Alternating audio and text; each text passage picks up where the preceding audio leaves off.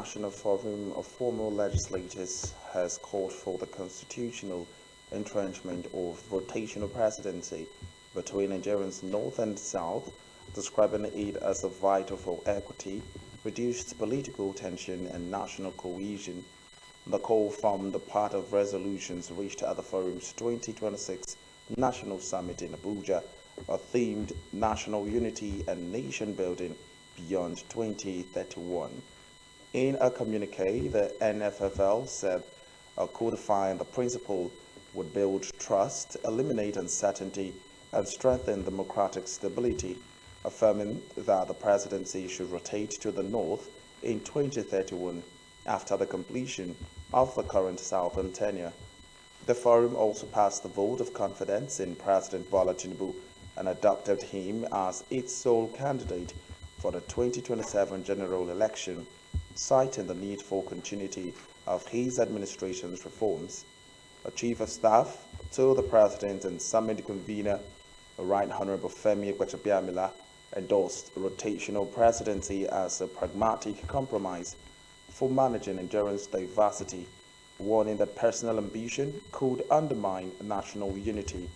Similarly, Summit Chairman and former Senate President Ken Namani, alongside the National Summit Coordinator Honorable Raphael Igbokwe, urged the peaceful engagement, respect for democratic succession, and support for the South to complete its 8-year tenure, calling on all former lawmakers to educate citizens on inclusion, continuity, and the established North-South political understanding. We commend our security agencies for their tireless efforts in confronting the security challenges facing our nation. However, we call for greater action. We acknowledge that security is everyone's business and therefore urge all Nigerians to continue to support the government and our security institutions in their efforts to tame the activities of enemies of the society. We urge the government not to relent in identifying, exposing, and prosecuting sponsors of terrorism, ensuring that they face the full wrath of the law. And when we held this same summit in Abeokuta, I don't think I need to hide my feelings because we believe in continuity. And I didn't hide it, I said it, and I pleaded that they should give us opportunity to finish our term.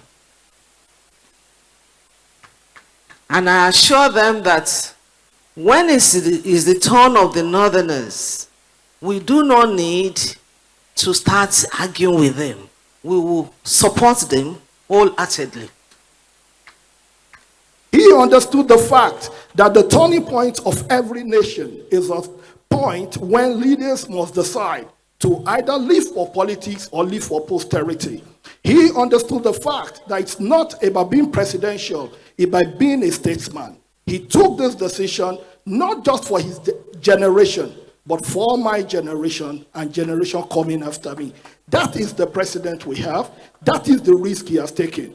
And Nigerians, being represented by each and every one of us, here seated, must go in 2027 and repay that and understand there wouldn't have been a Singapore without the paramount ruler of that area told me to extend their appreciation to the president.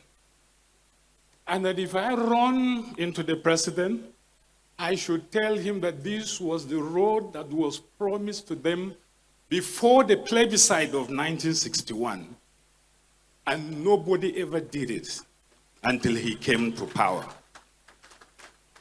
So he said, as far as they are concerned, their 2027 election, especially presidential election, is already decided. That the president can go to bed. We are gathered here as former legislators who will go back and educate the voters, because we don't expect all voters to come and sit here. And our royal fathers that are here, it's very kind of you that found time to listen to political talk. This summit also speaks to the importance of continuity in democratic governance.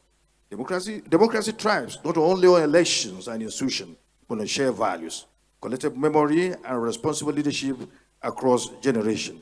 Former legislators have a critical role to play in nurturing these values by mentoring younger lawmakers, promoting legislative professionalism, and defending democratic principles at all times.